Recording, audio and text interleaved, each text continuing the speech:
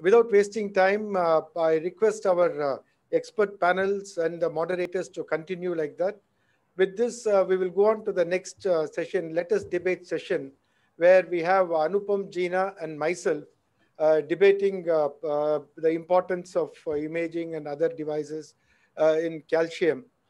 And we'll continue with the same expert panel. And I request Dr. VT Shah and Dr. Sujata to continue to be moderators and go ahead with the session too. I think we'll go on to the debate now. So we are running late. I think we'll go into the debate directly. Sure. Dr. Anupam Jena, on the not all calcium is needed like in our times where money is an issue like in India, just NC balloon. Doctor, over to you, Dr. Jena.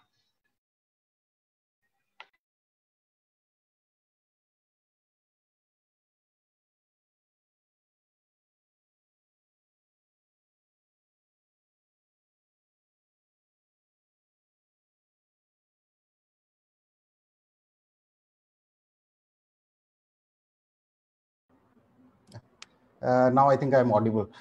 My talk will be about not all calcium need atherectomy and 3D reconstruction. 2D angio with simple NC balloon will give better procedural results in many cases. So we'll see what are the relevance of angiogram in the current era of OCT, IVUS, and all the advanced debulking technology.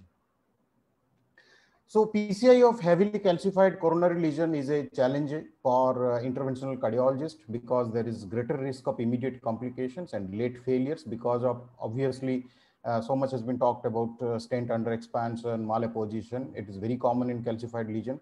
And the primary importance is good characterization of calcium distribution with multimodal imaging, and optimal lesion preparation is very important, as has been multiple times stressed by our experts.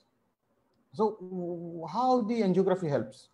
The angiography is the cornerstone of any coronary intervention because it, first of all, it delineates the calcium location along coronary vessels, and it detects the coronary calcium. There are many drawbacks of the coronary angiography only, like it is an invasive, the contrast is needed, has a low sensitivity. All these things are there, and moderate calcification are detected only during cardiac motion. So on the outset, I would just like to show that in the lesions with severe calcium content, severely calcified lesions, the sensitivity of angiography with other imaging modalities is not different. In more than 90% of the cases, angiography can actually detect severe calcification. But when it comes to the mild and moderate calcium, when it comes to the other characteristics of a calcified lesion, like the depth of calcification, the calcium arc, the thickness, the length, all these things cannot be adequately understood from a plain angiography only. However, here we are discussing only about angiographic planning, only about angiographic techniques. So that's why the angiographic classification of coronary calcification is basically of three types. One is none or mild, and then the moderate. Moderate calcification is basically radio opacities are noted only during cardiac cycle, and they are not seen in stop frame, and they may be limited to one side of the vessel lumen. The severe angiographic calcification is defined as it can be appreciated in the still frames without cardiac motion before contrast injection, and usually they are distributed on both sides of the arterial lumen. So this is the angiographic classification, and based on this angiographic classification, few of the cases can be planned and adequately performed. So that's what I will show. I'll just give some examples and then have a brief discussion about that. So here, this is a case about 82-year-old female who presented with unstable angina. And on this stop frame, there is some angio, maybe there is some radio opacity here. We are not very sure, but in the running image, we can see that there is calcium in the mid LED. And maybe this calcium is apparent on both sides of the vessel lumen. So it is a moderate to severe calcified lesion according to the angiographic classification. And she was 82-year-old female with unstable angina. In this case, what we did is, this case was done some 5 years back, and we did sequential predilatation with NC balloon. Initially, we used a 2 into 12, then we used 2.5 into 15. Finally, we used a 3 into 15 NC balloon at 14 and 16 atmosphere. We pre-dilated. We got a good expansion of the vessels. There was no waste seen. So that one of the key parameters is that when we see adequate expansion of a pre-dilatation balloon and no visible wastes are there, that means lesion preparation is probably adequate, and we can move ahead with stenting. Here there is after that we deployed a stent that is a 3.5 into 38 stent, and this is after stenting we again post dilated the stent with 3.5 into 15 mm balloon at high pressures of 18 and 20 atmosphere, and then we got adequate. This is the final result. So here we see that the stent is adequately opposed, and there is no waste, no under expansion. So this was a moderately calcified lesion, which was done only with angiographic guidance and balloon inflation. No other debulking technologies was used for this case. Similarly, in some cases also, like this 84-year-old patient who presented again with worsening angina, and still frame showed some calcification here left from the left main, starting from the left main.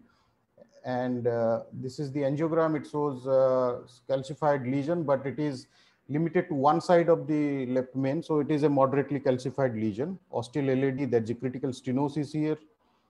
Again, we did sequential predilatation with NC balloons, high pressure NC balloons at 14 and 16 atmosphere. We got adequate lesion preparation. Then we deployed 2 stents, 3.5 and 4 mm stents.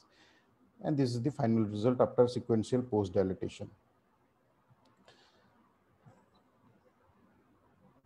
Then these are about moderately calcified lesions on the angiography. Now I'll give one example of a severe calcification. So this is a severely calcified lesion. It shows calcium tram track appearance with calcified lesions on both sides of the lumen. LAD and ramus intermedius both are heavily calcified. And this case actually comes from a poor socioeconomic background. So we had to manage only with post pre-dilatation with ballooning, or other advanced methods we could not use. So here, what we did, we use 4 or 5 NC balloons of different size, 2.5, 3, and again different length to pre-dilate to achieve a good stent, good lesion preparation. And since both the ostium of the LAD and ramus were involved, we did a SKS, simultaneous kissing stents. Then did a good amount of post dilatation with 3.5 into 15, and for the ramus it is 2.75 into 15 balloon, and we did a kissing balloon inflation also. Finally, we got a good angiographic result with good stent apposition both in the LAD and the ramus. Now I would like to draw your attention that sometimes angiography can also help us in planning a procedure. It is not that always we can go ahead with a procedure. Like in this case, this was a heavily calcified RCF right from the proximal RCA to the distal part with a very tortuous lesion, almost 180-degree U-turn in the mid RCA. So this case, we cannot attempt with a plain balloon angioplasty and stenting. This case will definitely need some advanced atherectomy. So this case, although we cannot do it with a simple ballooning, but angiography definitely helps us in planning the procedure. Finally, this case we did with after rota and IVL, so it was a rotatripsy case. Various algorithms are available for management of calcified coronary arteries. So mild calcification and moderate and severe calcification, which includes various imaging techniques and various debulking technologies. But the problem is, in Indian scenario and also varying according to the operator experience, even though we have intravascular imaging, to use that information effectively, to use that information to optimize the procedure may not always be feasible. And also in India, the worldwide also the penetrance of intravascular imaging is not that high that all cases are now, or majority of the cases are still done without intravascular image guidance and without advanced debulking technology. So in clinical practice, all the dedicated devices for the treatment of calcified lesions, especially rotablation and orbital atherectomy, are grossly underutilized because of a greater procedural risk in the hands of inexperienced operators, and also devices like atherectomy and IVL, they add substantially to the cost. Even the study by Dr. Sarma's group had shown that in severe calcified coronaries, the use of rotablation was only in 1/3 of the cases. 2/3 of the cases, the debulking technology was not used. So conclude my talk, repeated and prolonged inflations with NC balloons should be encouraged as a first line of therapy in mild to moderate calcified stenosis, especially if we have IVUS and calcium arc is restricted. Achieving optimum predilatation with a balloon of adequate size and absence of any wastes is an indicator of good lesion preparation. And then we can go ahead with a stenting. And availability of ultra high pressure NC balloons like the OPN NC balloon has increased our areas of treatment only with high pressure plaque modification techniques. Like it has successfully treated more than 90% of undilatable lesions in a conventional NC balloon.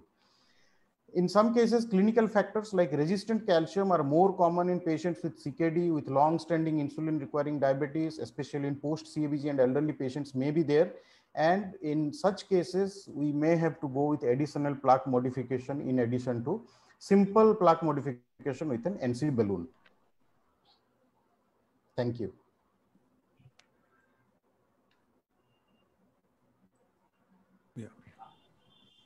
Yeah, very nice presentation.